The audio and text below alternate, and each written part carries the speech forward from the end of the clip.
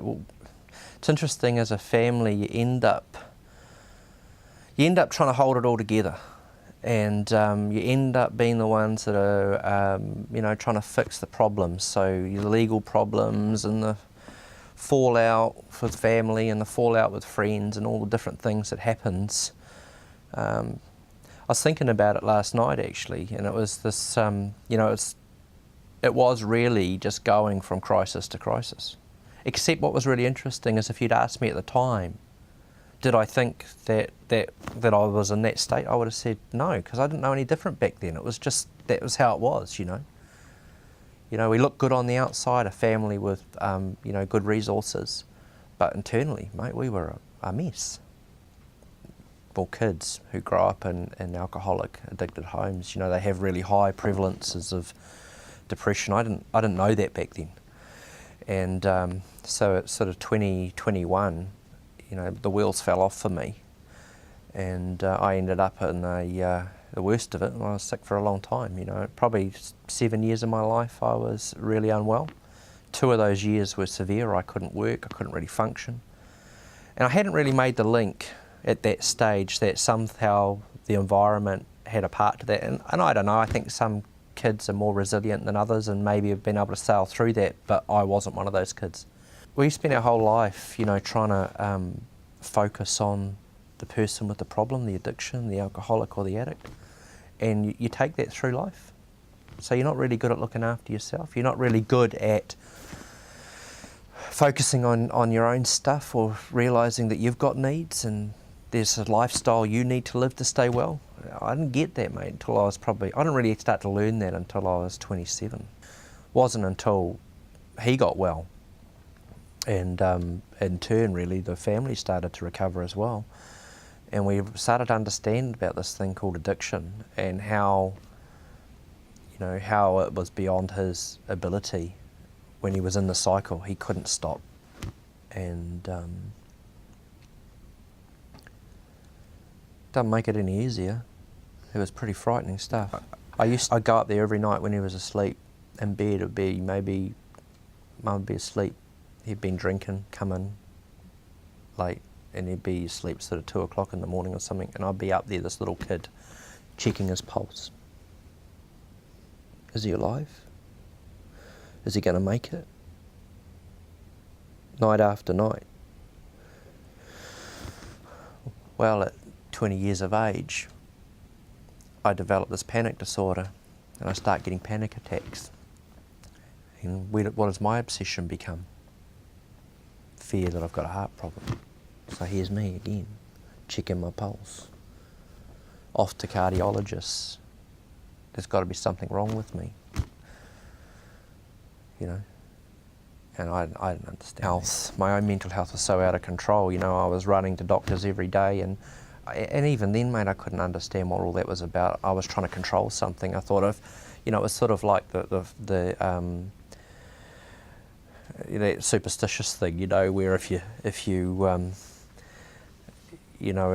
I see this doctor and it's okay, it's going to be okay, and because my life was spinning out of control, I think that's right. I think that when you're dealing with in the family that is affected by addictive disease, there's no boundaries.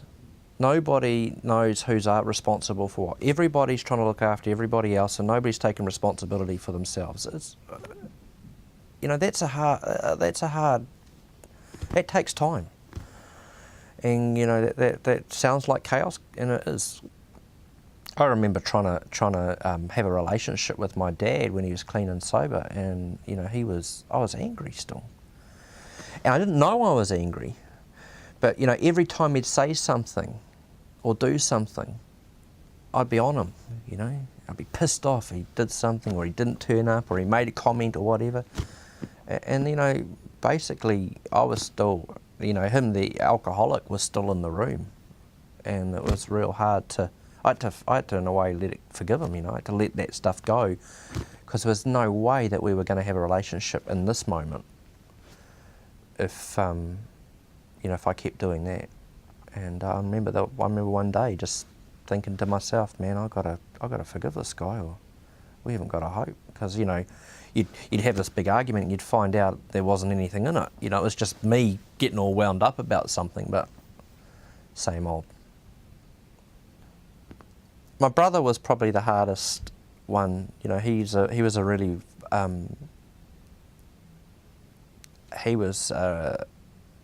I thought we'd lose Aston, and it was really hard. You know, here's me trying to, as a family, saying we can't keep doing this anymore, and you know, we were just going from one crisis to the next, and you know, he's incredibly when he was on P, he was really uncontrollable. He was violent. He was unpredictable.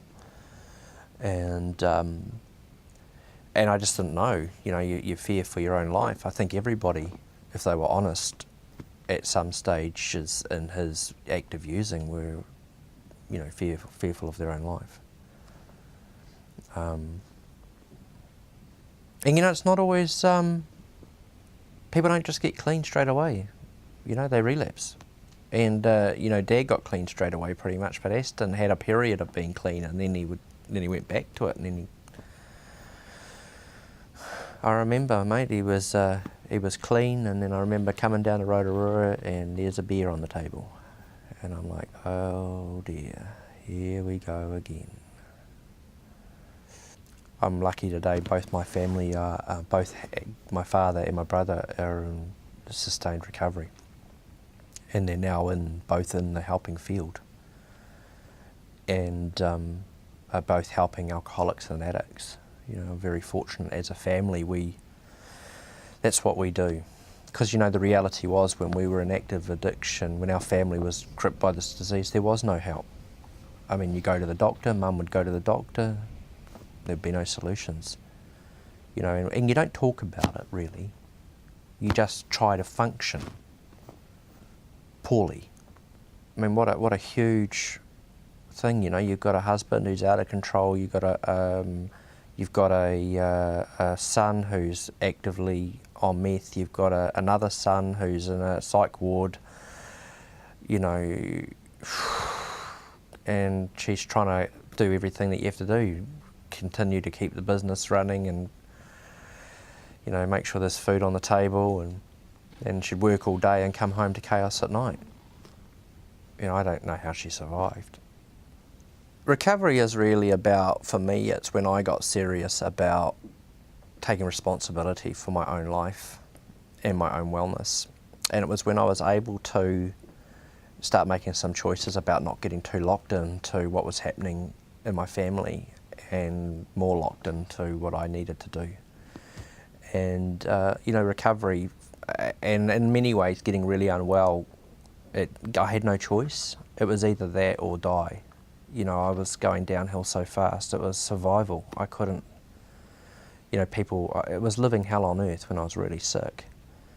You know, depression was, my mood was just so low, anxiety was off the Richter scale, I couldn't think clearly, I couldn't function, I couldn't work. So to start with, it was about survival, it was about trying to function again.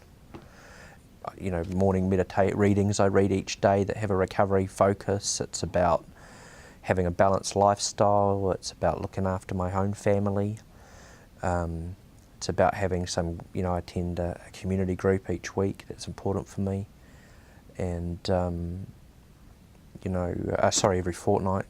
And it's about those activities that allow me to stay well, and part of it is the 12-step fellowship and some of the working by those principles and by those steps. I sort of use them for life. I always think addiction's a disease of disconnect. It's a disease of isolation, but the whole family becomes disconnected and isolated. And recovery is really the opposite of that.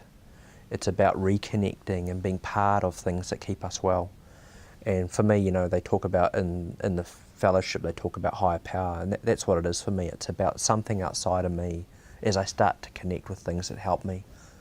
Fishing. I love going out on the boat now, you know, but I have limits now. If I'm not good, I don't keep doing what I did in the old days, which is just keep going. I don't do that. Because, you know, one of the saddest things, and when you end up with your own kids, you realise this: if I'm not well, others suffer. And there's something really hard about when we as family members don't look after our own recovery and don't start that process of getting well and being well. You know, we end up hurting those around us.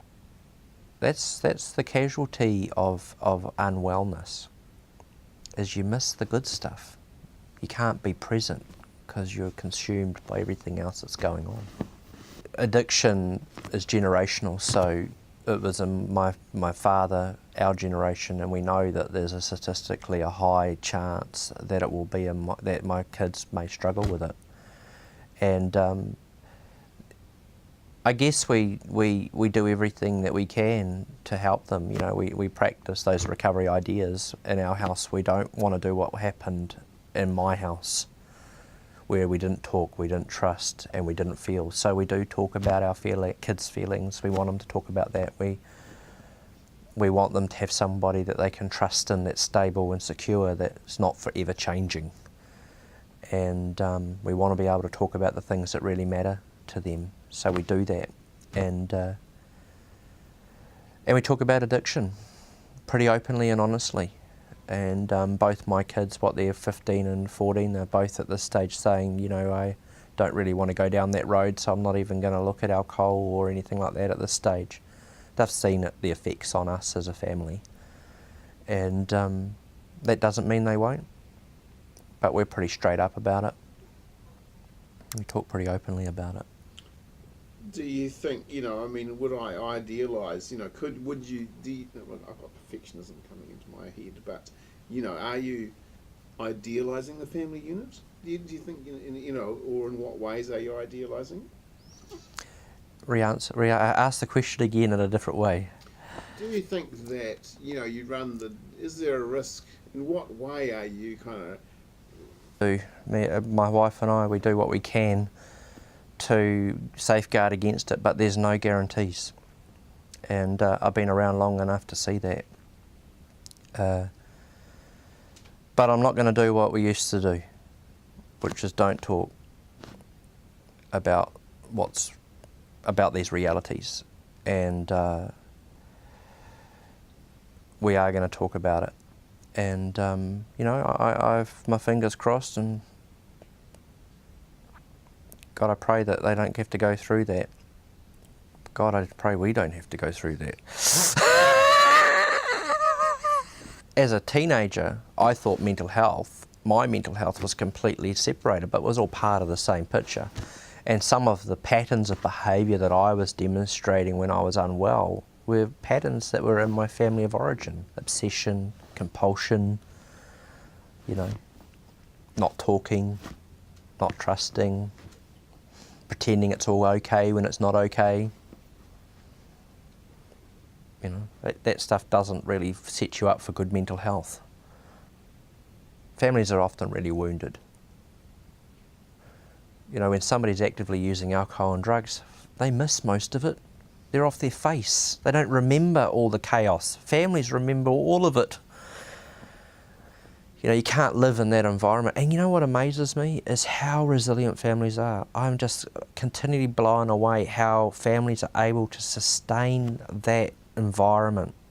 Chaos after chaos after chaos. How they can sustain that for months and years, mate. And then, but you know what happens when the loved one gets well, or when the person with the addiction gets clean?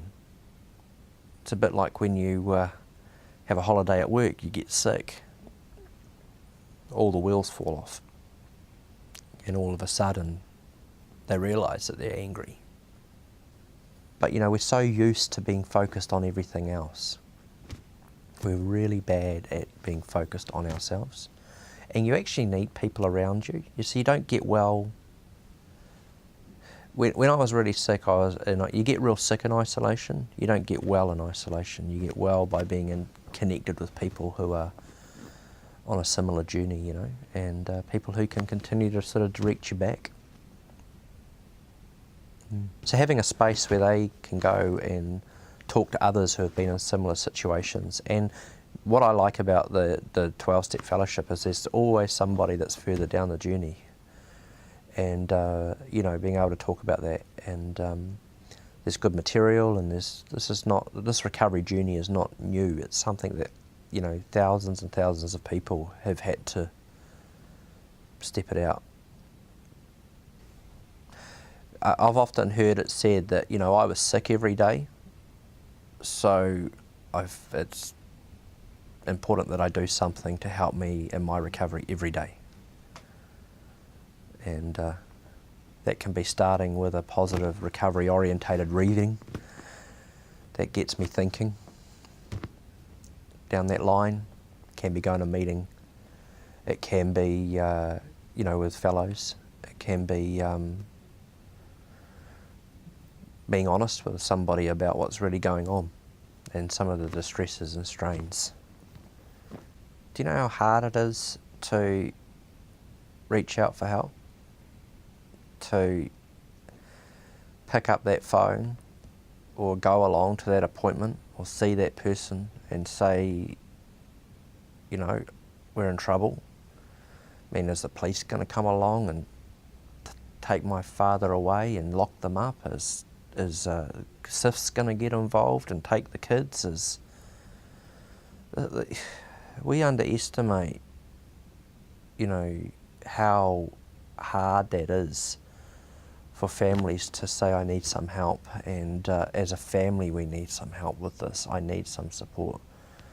You know, so I'm going to say well done. Good on you for taking the first step and picking up the phone or sending that email out or responding to that thing on the site that says, can we contact you? For years, you know, there's been help for the person with the addiction, with the alcohol or drug problem, but who's been there for the families who are trying to hold it all together and who are trying to rebuild in the midst of all of this? What could they do? And you know, the reality is, there's a lot of stuff that relapse is a reality, and maybe there's nothing you can do about that. But you can do something about making sure you've got the supports and networks in place to make sure that you can weather whatever storms come along. Because families get well, and I guess if that's one message that I think I'd love families to know is that, you know, there's hope. Capri Hospital, we were a family, is essentially a family that's now in recovery. We're now a 22-bed facility. We have 30-odd staff. So the family's a small part of that today. But it started from a place where a family was in trouble and a family was really gripped by addictive disease, and a family got well and then wanted to be part of passing that wellness on to others. And that's what we do today. So we work now with people with addiction and mental health problems. And you know, we work with the person with the addiction to get into recovery, but we also work with the families and encourage them along the lines of, you know, understanding what addiction is. You know, this is not about a willpower problem. This is not a moral problem. This is about about sick people needing to be well, not about bad people needing to be good. It took me a long time to get that one. And we work with families over a 12-month period and recovering people.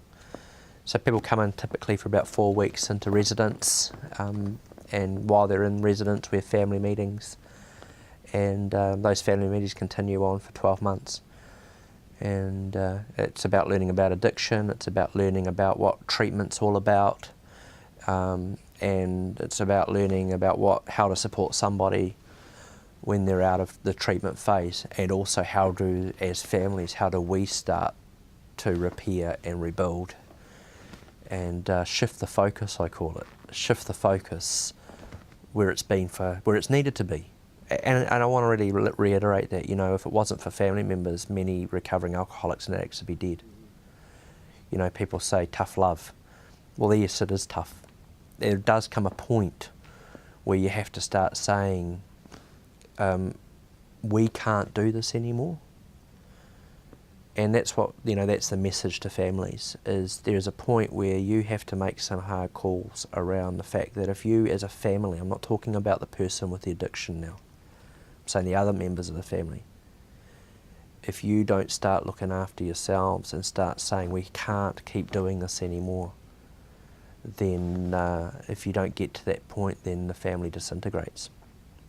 And that is the message for the recovery, that is the message for the person actively using alcohol or drugs. The family will get to this point eventually anyway, where either carry on, we love you,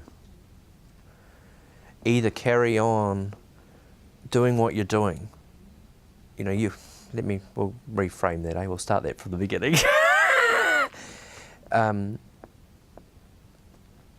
What do I say to families today? I say it gets to a point where you're going to have to say,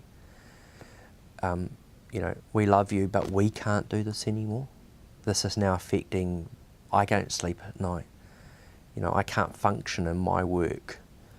We don't do anything as a family anymore. I'm not doing anything with my friends anymore. There's no social stuff happening anymore. And as a family, we're not functioning. I'm, as a mum, not functioning. Me, as a dad, I'm not functioning. Or as a brother or a sister, we're just not functioning anymore. We can't do this anymore. So this recovery happens, and often that's the turning point when a person with addiction gets into recovery, is when the family gets to a point where they say, again, the focus shifts off the person and it shifts to the fact that we can't do this anymore. And the message to the recovering, to the person with addiction is, if you want to keep using, that's up to you, but we can't do this anymore. But if you want to get well, we're going to give you everything we can to support you to get well. But the old journey of carrying in the chaos anymore has to stop. And until the family does that, really, the dance just continues. I remember with my brother, I was in Rotorua at the time, and I remember the phone would ring at about 1 or 2 o'clock in the morning, and it would be dread, and I'd be waiting for the call. Inevitably, families are going to have to, at some stage, start the journey of doing what they have to do to survive. And what recovery is about saying that the sooner you do that, the sooner you start setting some limits and some boundaries around what you need to function well as a family, the better that is for the person with the addiction. And that's a hard message. For the person with the addiction, they often don't have a lot of problems because we're running around picking up the pieces. We cover. We pay the bills because we live under the false illusion that if we make the problems go away, he'll stop using. Reality actually is the opposite. When the problems become their problems, or his problem, when he starts to have to face his problems and he sees that his drinking is causing problems, he's more likely to do something about it. So detaching with love is about, it's about saying that I'm no longer going to take responsibility for your life. I need to start taking responsibility for my life because I'm not doing so well here. I need to look after me, and I'm still going to love you, but I'm not going to be responsible for you anymore. That's your responsibility now.